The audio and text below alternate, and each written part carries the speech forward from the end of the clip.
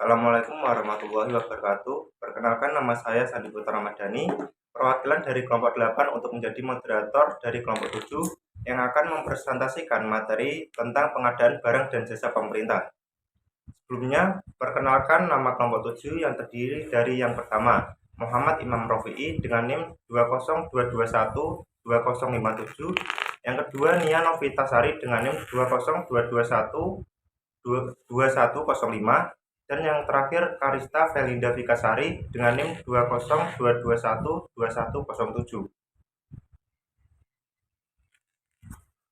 Selanjutnya saya persilahkan kepada kelompok 7 untuk menyampaikan materi. Pengadaan barang dan jasa pemerintah. Pengertian pengadaan barang dan jasa secara umum. Pengadaan barang atau jasa pemerintah adalah kegiatan untuk memperoleh barang atau jasa yang prosesnya dimulai dari perencanaan ulang sampai diselesaikannya seluruh kegiatan untuk memperoleh barang dan jasa. Kalimat ini merupakan penggalan pasal 1 ayat 1 Peraturan Presiden atau Perpres nomor 54 tahun 2010 dan perubahannya, dan merupakan definisi mendasar mengenai pengertian pengadaan barang atau jasa. Nah, ini adalah 7 proses pengadaan barang dan jasa. Yang pertama, planning atau perencanaan. Kedua, programming, pemrograman.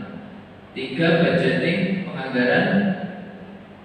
4, pemilihan penyedia. 5, pelaksanaan kontrak atau pembayaran.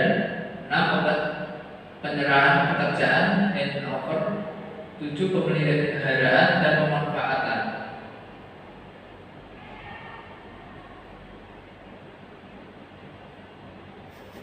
Prinsip pengadaan. Prinsip pengadaan itu ada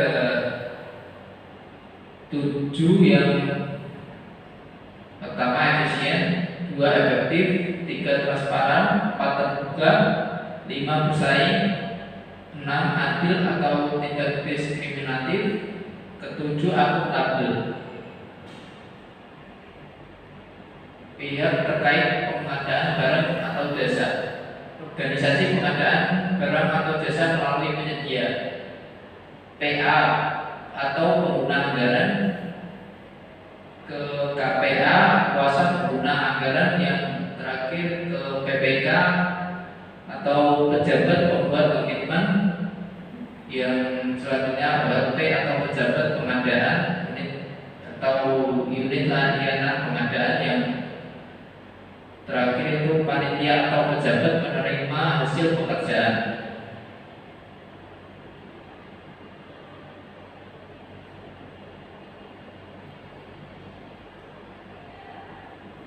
Tugas pokok dan kewenangan PA atau KPA atau PPK. PA atau KPA, yang pertama perencanaan umum, 2 pengendalian atau monitoring anggaran, 3 menetapkan PPK, PPH, PPHB, tim teknis dan tim juri, 4 menetapkan pemenang pengadaan. Contohnya itu barang atau pekerjaan konstruksi atau jasa lainnya di atas 100 miliar. Yang kedua itu jasa konsultasi di atas 10 miliar. 5, pelaporan keuangan dan penyimpanan seluruh dokumen. Yang keenam, menyelesaikan perselisihan pihak yang diangkat. Tugas pokok PPK yang pertama mengusulkan perubahan paket dan jadwal. 2, perencanaan teknis. 3, persiapan dan penandatanganan kontrak. 4, pengendalian pelaksanaan kontrak. 5, melaporkan kemajuan pekerjaan dan hambatannya. 6, melaporkan pelaksanaan dan menyerahkan hasil pekerjaan. 7, menyimpan seluruh dokumen pelaksanaan.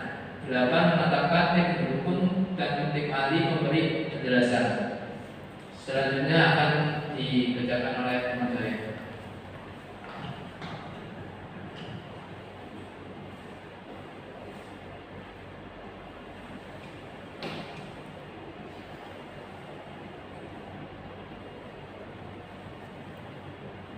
Selanjutnya yaitu tahapan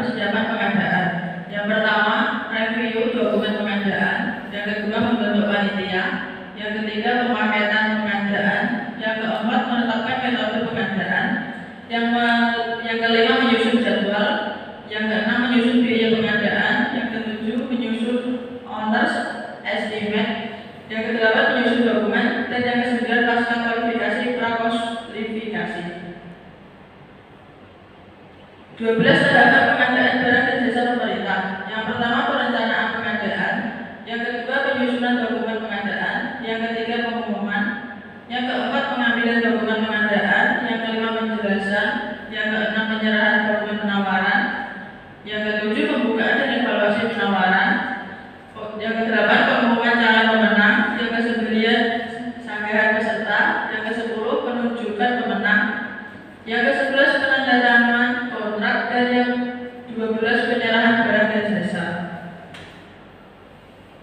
Persyaratan untuk menjadi penyedia barang dan jasa. A. Memenuhi ketentuan peraturan perundang-undangan untuk menjalankan kegiatan atau usaha. B. Memiliki keahlian, pengalaman, kemampuan teknis, dan manajerial untuk menyediakan barang atau jasa. C. Memperoleh paling kurang 1 pekerjaan sebagai penyedia barang atau jasa dalam kurun waktu 4 tahun terakhir, baik di lingkungan pemerintah maupun swasta, termasuk pengalaman subkontrak. Yang D. Ketentuan sebagaimana dimaksud pada huruf C dikecualikan bagi penyedia barang atau jasa yang baru berdiri kurang dari 3 tahun. E. Memiliki sumber daya manusia, modal, peralatan, dan fasilitas lain yang diperlukan dalam pengadaan barang atau jasa. F. Dalam hal penyediaan barang atau jasa akan melakukan kemitraan. Penyedia barang atau jasa harus mempunyai perjanjian kerja sama operasi atau kemitraan yang membuat persentase kemitraan dan perusahaan yang mewakili kemitraan tersebut. Yang selanjutnya, G. Memiliki kemampuan pada bidang pekerjaan yang sesuai untuk usaha mikro, usaha kecil, dan koperasi kecil, serta kemampuan pada sub-bidang pekerjaan yang sesuai untuk usaha non-kecil. Khusus untuk pelelangan dan pemilihan langsung pengadaan pekerjaan konstruksi memiliki dukungan keuangan dari bank. Tidak dalam pengawasan pengadilan, tidak pilot kegiatan usahanya, tidak sedang dihentikan, dan atau direksi yang bertindak untuk atas nama perusahaan tidak sedang dalam menjalani sanksi pidana yang dibuktikan dengan surat pernyataan yang ditandatangani penyedia barang atau jasa. Yang J. Memiliki nomor pokok wajib pajak NPWP dan telah memenuhi kewajiban perpajakan tahun terakhir, serta memiliki laporan bulanan PPh dan PPN bagi pengusaha kena pajak paling kurang 3 bulan terakhir dalam tahun berjalan. Persyaratan kualifikasi. Yang pertama, peserta yang berbadan usaha harus memiliki surat izin usaha, yaitu A. Akte pendirian perusahaan yang telah didaftarkan pada Kementerian Hukum dan HAM. B. Akte perubahan perusahaan yang telah didaftarkan pada Kementerian Hukum dan HAM apabila ada. Yang C. Memiliki surat izin usaha perdagangan atau SIUP kecil yang memenuhi klasifikasi alat laboratorium atau teknik pendidikan yang diterbitkan oleh instansi pemerintah yang berwenang dan masih berlaku. D. Memiliki surat keterangan izin tempat usaha SKITU atau SITU atau HO yang diterbitkan oleh instansi pemerintah yang berwenang dan masih berlaku. Selanjutnya akan disampaikan rekan saya.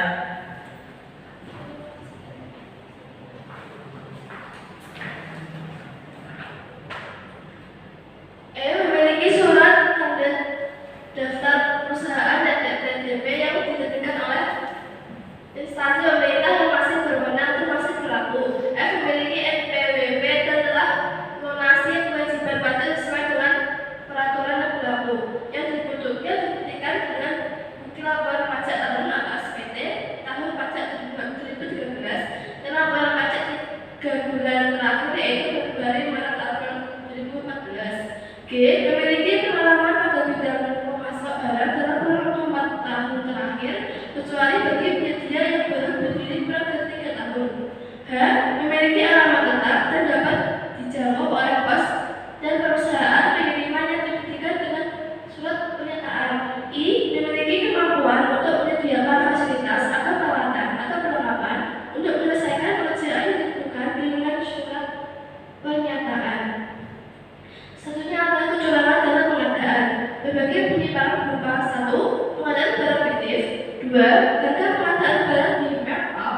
3. Pajak atau PNBP sehubungan dengan pengadaan barang tidak dipungut dan tidak disetorkan. 4. Kuantitas atau volume hasil pengadaan barang dikurangi. 5. Kualitas hasil pengadaan barang direndahkan. 6. Keterlambatan penyelesaian pekerjaan pengadaan barang. 7. Hasil pengadaan barang tidak bermanfaat atau tidak dimanfaatkan.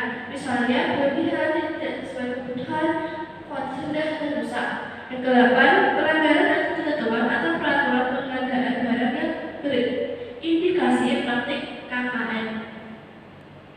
Untuk mencegah adanya kesempatan penyimpangan atau korupsi dalam pengadaan ini, sistem pengadaan yang dibuat perusahaan harus transparan dan efisien berdasarkan prinsip-prinsip pengadaan barang berikut ini. Yang pertama adalah uang. Pengadaan harus mendapatkan barang atau jasa sesuai sertifikasi dengan harga rendah atau memaksimalkan nilai uang. Yang kedua, kejujuran dan keadilan. Penelitian pengadaan harus berlaku jujur dan adil kepada seluruh pemasok yang memenuhi syarat untuk mengikuti kompetisi dalam pengadaan tersebut. Yang ketiga, akuntabel dan transparan. Seluruh proses dalam tahapan pengadaan harus dilengkapi dengan catatan-catatan dan dokumentasi yang memadai sebagai bahan pertanggungjawaban. Samping itu, proses pengadaan harus berjalan secara terbuka dan bisa dinilai oleh pihak-pihak yang berkepentingan. Yang keempat ada efisiensi. Proses pengadaan harus berjalan secara efisien atau optimalisasi penggunaan sumber daya dalam pengadaan. Yang kelima ada kompetensi dan integritas. Petugas pengadaan atau pejabat dan pelaksana harus memiliki kompetensi yang memadai, ditunjukkan dengan sertifikat yang harus dimiliki, dan berintegritas tinggi dalam menjalankan tugas, wewenang, dan tanggung jawab. Kemungkinan kecurangan yang mungkin terjadi pada tahapan pengadaan pengadaan yang pertama ada pengelambungan anggaran atau gejala pengelambungan terlihat dari harga per unit atau price yang tidak realistis. Yang kedua ada rencana pengadaan yang diarahkan atau spesifikasi teknis yang mengarah pada merek tertentu atau pengusaha tertentu. Yang ketiga ada tidak mengumumkan secara terbuka rencana pengadaan barang pada awal pelaksanaan anggaran. Yang keempat, pemakaian kerja yang direkayasa atau kerja yang mampu dilaksanakan oleh kelompok tertentu saja. Yang kelima, memecah pengadaan barang menjadi beberapa paket untuk menghindari peletangan. Yang keenam, memecah pengadaan barang yang menurut sifat pekerjaannya seharusnya merupakan satu kesatuan. Yang ketujuh, menyatukan atau memusatkan beberapa kegiatan yang tersebar di beberapa satuan kerja atau satker yang menurut sifat pekerjaan dan tingkat efisiensinya seharusnya dilakukan di satuan kerja masing-masing. Selanjutnya ada penyimpangan yang mungkin terjadi pada tahap pembayaran dan pelaporan. Yang pertama ada pembayaran yang tidak sesuai dengan kemampuan fisik. Yang kedua ada pembayaran fiktif. Ketiga, kekurangan pemungutan dan penetapan pajak atau PNBP. Yang keempat, pelaporan yang tidak dilaksanakan. Yang kelima, pelaporan yang tidak sesuai dengan keadaan. Yang keenam, pelaporan yang tidak lengkap.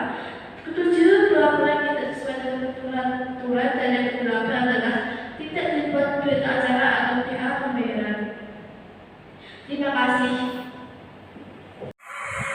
Sekian presentasi dari kelompok 7. Apabila ada pertanyaan, kami persilahkan.